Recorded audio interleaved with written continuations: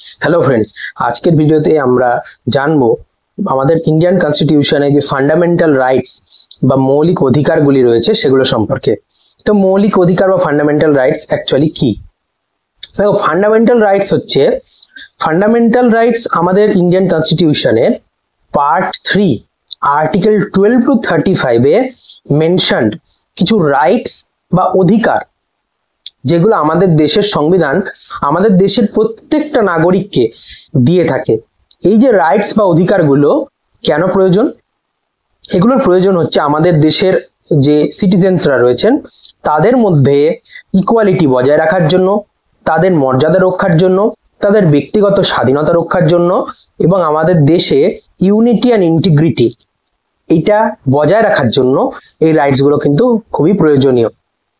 এই যে fundamental rights, এই ফান্ডামেন্টাল রাইটস এর নাম ফান্ডামেন্টাল রাইটস হলো কেন? দেখো, আমাদের কনস্টিটিউশনটা হচ্ছে আমাদের দেশের ফান্ডামেন্টাল ল, আর এই ইন্ডিয়ান কনস্টিটিউশন হচ্ছে এই যে রাইটস যেগুলো পার্ট 3 তে মেনশনড আছে আর্টিকেল 12 to 35 এ, সেগুলোর গ্যারেন্টার। অর্থাৎ আমাদের কনস্টিটিউশন যেটা ফান্ডামেন্টাল ল আমাদের দেশের, সেই কনস্টিটিউশন হচ্ছে এই রাইটস গুলোর গ্যারেন্টার, অর্থাৎ এই রাইটস গুলোকে সুনিশ্চিত করে। তাই জন্য এই রাইটস গুলোকে বলা হয় ফান্ডামেন্টাল রাইটস। এই ফান্ডামেন্টাল রাইটস প্রকৃতপক্ষে আমাদের দেশের যে কনস্টিটিউশন সেখানে নেওয়া হয়েছে ইউএসএ বা ইউনাইটেড স্টেটস অফ আমেরিকার কনস্টিটিউশন থেকে। ইউনাইটেড স্টেটস অফ আমেরিকার কনস্টিটিউশনে যে বিল অফ রাইটস রয়েছে সেখান থেকে আমাদের দেশের কনস্টিটিউশনে ফান্ডামেন্টাল রাইটস এর কনসেপ্টটা নেওয়া হয়েছে। এই যে আমাদের কনস্টিটিউশনের পার্ট 3 সেটাকে কিন্তু ম্যাগনা কার্টা বলা হয়ে থাকে। It is very important that the part 3 of Indian constitution is known as Magna Carta. আমাদের কনস্টিটিউশনে রয়েছে 6 ধরনের ফান্ডামেন্টাল রাইটস এর কথা। কি কি? রাইট টু ইকুয়ালিটি অর্থাৎ সাম্যের অধিকার, যেটা রয়েছে article 14 to 18 A. Right two freedom অর্থাৎ স্বাধীনতার অধিকার, যেটা রয়েছে আর্টিকেল 19 to 22 তে। তারপরে রয়েছে রাইট এগেইনস্ট এক্সপ্লয়টেশন অর্থাৎ শোষণের বিরুদ্ধে অধিকার রয়েছে আর্টিকেল 23 and 24 এ। তারপরে রয়েছে right two freedom of religion, যেটা রয়েছে আর্টিকেল 25 to 28 এ অর্থাৎ ধর্মীয় স্বাধীনতার অধিকার। আর্টিকেল 29 এবং 30 তে রয়েছে কালচারাল এন্ড এডুকেশনাল রাইটস অর্থাৎ সাংস্কৃতিক এবং শিক্ষা বিষয়ক অধিকার। এবং আর্টিকেল 32 তে রয়েছে রাইট টু কনস্টিটিউশনাল রেমেডিজ অর্থাৎ সাংবিধানিক প্রতিবিধানের অধিকার। এই 6টা রাইট ছাড়াও আরো একটা রাইট কিন্তু আমাদের দেশের সংবিধানে মেনশনড ছিল, সেটা হচ্ছে আর্টিকেল 31 এ মেনশনড রাইট টু প্রপার্টি, যেটা পূর্বে আর্টিকেল 31 এ মেনশন ছিল right two property. 44th amendment 1978 এর মাধ্যমে এই যে রাইট টু প্রপার্টি এই বিষয়টাকে ফান্ডামেন্টাল রাইটস থেকে রিমুভ করে 300A এই আর্টিকেলের আন্ডারে পার্ট 12 এ একটা লিগ্যাল রাইট হিসেবে বর্তমানে কিন্তু সেটা প্রেজেন্ট আছে। তো এই হচ্ছে আমাদের ফান্ডামেন্টাল রাইটস এর বেসিক কনসেপ্ট। তো ফান্ডামেন্টাল রাইটস এর কিছু ক্যারেক্টারিস্টিক্স বা বৈশিষ্ট্য রয়েছে। যেমন ফান্ডামেন্টাল রাইটস কিছু রয়েছে যেগুলো শুধুমাত্র সিটিজেনদের ক্ষেত্রে প্রযোজ্য, আবার কিছু ফান্ডামেন্টাল রাইটস আছে যেগুলো সিটিজেন্স, ফরেনার্স, লিগাল বডিজ যেগুলো বিভিন্ন কর্পোরেশন সেগুলোর ক্ষেত্রে প্রযোজ্য থাকে, বাকি ইনস্টিটিউশনস বিভিন্ন সেগুলোর ক্ষেত্রে প্রযোজ্য থাকে। আর কি ফান্ডামেন্টাল রাইটস গুলো হচ্ছে জাস্টিসিয়েবল ইন নেচার, অর্থাৎ ফান্ডামেন্টাল রাইটস গুলোর যদি কোনোভাবে ভায়োলেশন হয়, তবে কোনো ব্যক্তি যদি মনে করেন যে তার ফান্ডামেন্টাল রাইট ভায়োলেট করা হচ্ছে, তবে তিনি কিন্তু গিয়ে আদালতে সেটার বিরুদ্ধে মামলা করতে পারবেন। আর কি ফান্ডামেন্টাল রাইটস গুলো সাধারণত কোনোভাবে ভায়োলেট করা যায় না বা রেস্ট্রিক্ট করা যায় না, কিন্তু রিজনেবল রেস্ট্রিকশন কিন্তু স্টেট ইম্পোজ করতে পারে, তবে সেটা রিজনেবল হতে হবে এবং কোর্ট দেখবে, কোর্টের সে অধিকার আছে দেখার যে অ্যাকচুয়ালি সেই রেস্ট্রিকশনটা রিজনেবল না নয়। তো এটা একটা ব্যাপার রয়েছে। আর ইমার্জেন্সি সিচুয়েশনে ফান্ডামেন্টাল রাইটস কিন্তু রেস্ট্রিক্ট বা সাসপেন্ড করতে পারে গভর্নমেন্ট ন্যাশনাল ইমার্জেন্সির সময়। শুধুমাত্র 20 and 21 আর্টিকেলে যে ফান্ডামেন্টাল রাইটস গুলো মেনশনড আছে সেগুলোতে কোনোভাবে এমার্জেন্সির সময় রেস্ট্রিকশন আনা যায় না। তো এই যে এগুলো হচ্ছে ফান্ডামেন্টাল রাইটস এর বেসিক কনসেপ্ট। আর ফান্ডামেন্টাল রাইটস এর গ্যারেন্টার কে আমাদের ইন্ডিয়ান কনস্টিটিউশন। তো ফান্ডামেন্টাল রাইটস গুলো যদি আমরা একে একে দেখি, আমাদের যে কনস্টিটিউশনের আর্টিকেল গুলো রয়েছে ফান্ডামেন্টাল রাইটস এর যে পার্ট 3 রয়েছে তার আন্ডারে, তো আর্টিকেল 12 সেখানে কি বলা হয়েছে, আর্টিকেল 12 এ বলা হচ্ছে স্টেট যে টার্মটা তার ডেফিনেশন। এখানে মনে রাখতে হবে যেখানে স্টেট মানে কিন্তু আমাদের রাষ্ট্রকে বোঝাচ্ছে, এবং এই স্টেটটা কিন্তু আমরা দেখবো এই স্টেট মানে রাষ্ট্র বুঝি, আমরা রাজ্যও বুঝি। তো এখানে যে স্টেটটা বলেছে সেটা হচ্ছে রাষ্ট্রের কথা বলা হয়েছে। বলা হচ্ছে যে স্টেট কি কি নিয়ে গঠিত হবে, স্টেট একটা ইউনিয়ন গভর্নমেন্ট থাকবে, অর্থাৎ কেন্দ্র সরকার, যেখানে এক্সিকিউটিভ বডি থাকবে, এক্সিকিউটিভ বডি হিসেবে গভর্নমেন্ট থাকবে, এবং লেজিসলেটিভ বডি হিসেবে কি থাকবে, পার্লামেন্ট। স্টেট গভর্নমেন্ট থাকবে, স্টেট গভর্নমেন্টসে কি থাকবে, স্টেট গভর্নমেন্টসে কি থাকবে, এক্সিকিউটিভ বডি থাকবে, লেজিসলেটিভ বডি থাকবে। এক্সিকিউটিভ বডি হিসেবে গভর্নমেন্ট থাকবে, লেজিসলেটিভ বডি হিসেবে কি থাকবে, বিধানসভা থাকবে। আর কি থাকবে, যে লোকাল বডিজ যেগুলো রয়েছে, যেমন মিউনিসিপ্যালিটিজ, তারপরে ডিস্ট্রিক্ট বোর্ডস রয়েছে, পঞ্চায়েত রয়েছে সেগুলো, এছাড়া বিভিন্ন স্ট্যাটিউটারি এবং নন স্ট্যাটিউটারি বডিজ, এলআইসি রয়েছে, ওএনজিসি রয়েছে, এই ধরনের সমস্ত কিছু নিয়ে কিন্তু এই স্টেটটা গঠিত হচ্ছে বা রাষ্ট্রটা গঠিত হচ্ছে। তো এই যে ডেফিনেশনটা এটা আমাদের আর্টিকেল 12 এ বলা হয়েছে। আর কি রয়েছে, আর আর্টিকেল 13 এ রয়েছে, আর্টিকেল 13 এ রয়েছে যে যদি এমন কিছু ল আমাদের দেশে যে লেজিসলেচার তারা পাস করে যেগুলো ফান্ডামেন্টাল রাইটস কে লঙ্ঘন করে, তাহলে সেই লটাকে কিন্তু ভয়েড বা বাতিল হিসাবে ডিক্লেয়ার করতে হবে।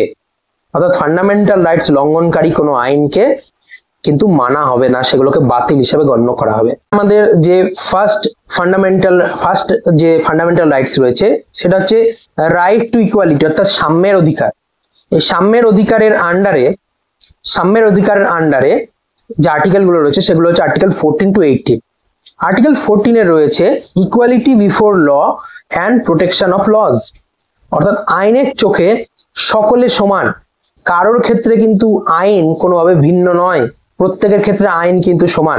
আর্টিকেল 15 এ বলা রয়েছে ডিসক্রিমিনেশন বা বৈষম্যের বিরুদ্ধে অধিকার, মানে কোনো ব্যক্তির ক্ষেত্রে তাদের জাতি, ধর্ম, বর্ণ, লিঙ্গ, জন্মস্থানের ভিত্তিতে কোনো রকম বৈষম্য বা ডিসক্রিমিনেশন করা যাবে না।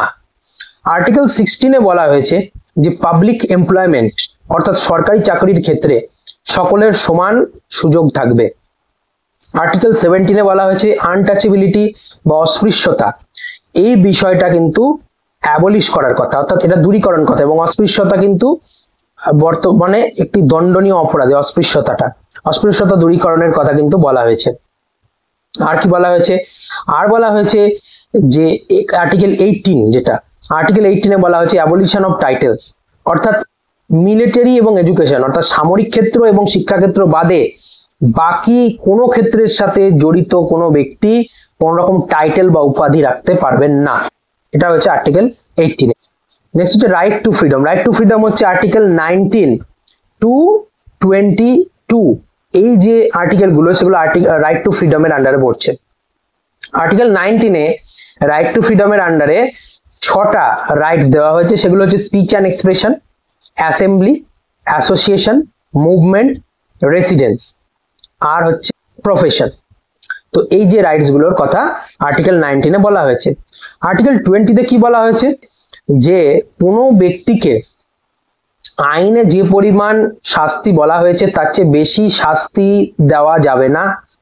দ্বিতীয়ত, তাকে নিজের বিরুদ্ধে সাক্ষী দিতে বাধ্য করা যাবে না। তৃতীয়ত হচ্ছে যে কোনো ব্যক্তিকে একই দোষের জন্য একাধিকবার কোনো রকম পানিশমেন্ট দেওয়া যাবে না। তো এই হচ্ছে আর্টিকেল 20। আর্টিকেল 21 এ বলা হয়েছে right to life and personal liberty, অর্থাৎ জীবন এবং ব্যক্তি স্বাধীনতার অধিকার। এর মধ্যে কি কি রয়েছে, এর মধ্যে রয়েছে right to privacy, right to health রয়েছে, right to free education up to 14 years of age. এই ধরনের যে বিষয়গুলি রয়েছে সেগুলো এর মধ্যে আছে। আরো অনেক কিছু রাইটস রয়েছে এই আন্ডারে। পরবর্তীতে 86th অ্যামেন্ডমেন্টের মাধ্যমে 2002 তে 21A এই আর্টিকেলের আন্ডারে একটা রাইট যুক্ত করা হয়, সেটা হচ্ছে 6 থেকে 14 বছর বয়সী সমস্ত শিশুর জন্য রাষ্ট্র ফ্রি অ্যান্ড কম্পালসারি এডুকেশনের ব্যবস্থা করবে, এটা বলা হয়েছে। এবার হচ্ছে 22 যে আর্টিকেলটা রয়েছে সেখানে কি রয়েছে, সেখানে রয়েছে যে কোনো ব্যক্তিকে কোনোভাবে ইচ্ছে মতন অ্যারেস্ট বা ডিটেনশন করা যাবে না। তাকে অ্যারেস্ট করার পূর্বে কেন অ্যারেস্ট করা হচ্ছে সেটা জানাতে হবে। তার রাইট রয়েছে যে তিনি কোনো লিগ্যাল প্র্যাকটিশনার বা উকিলের সাথে পরামর্শ করতে পারেন। আর কি, আর হচ্ছে 24 ঘন্টার মধ্যে তাকে ম্যাজিস্ট্রেটের সামনে কিন্তু পেশ করতে হবে। তো এই হচ্ছে আর্টিকেল 22 তে বলা হয়েছে। এবার হচ্ছে রাইট এগেইনস্ট এক্সপ্লয়টেশন অর্থাৎ শোষণের বিরুদ্ধে অধিকার। কি কি রয়েছে 23 তে বলা হয়েছে যে হিউম্যান ট্রাফিকিং এবং তার সাথে সাথে হচ্ছে যে ফোর্সড লেবার, এইগুলোর প্রহিবিশন, এগুলোর অ্যাবলিশ করার কথা, অর্থাৎ বেগার খাটানো, তারপর হচ্ছে হিউম্যান ট্রাফিকিং অর্থাৎ যে জিনিসপত্রের মতন করে অতীতে যেরকম মানুষ কেনা বেচা হতো সেরকম জিনিসগুলো, সেগুলোর কিন্তু প্রহিবিট করা হয়েছে এবং যেগুলো দণ্ডনীয় অপরাধ। আর্টিকেল 24 এ বলা হয়েছে যে 14 বছর বয়সের নিচের কোনো শিশুকে কোনো বিপজ্জনক কাজে বা ফ্যাক্টরিতে বা খনির মতন যে বিপজ্জনক জায়গা সে সমস্ত কাজে কোনোভাবে নিয়োগ করা যাবে না।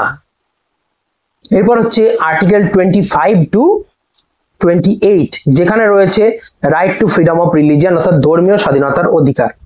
তো আর্টিকেল 25 এ বলা হয়েছে যে বিবেক অনুসারে অর্থাৎ নিজের যে বিবেক, নিজের ইচ্ছে অনুসারে ধর্ম গ্রহণ, সেটা পালন এবং তার সাথে সাথে সেটা প্রচার করার অধিকার রয়েছে কোনো ব্যক্তির। ভারতবর্ষের প্রত্যেকটা নাগরিকেরই রয়েছে সেটা অধিকারটা।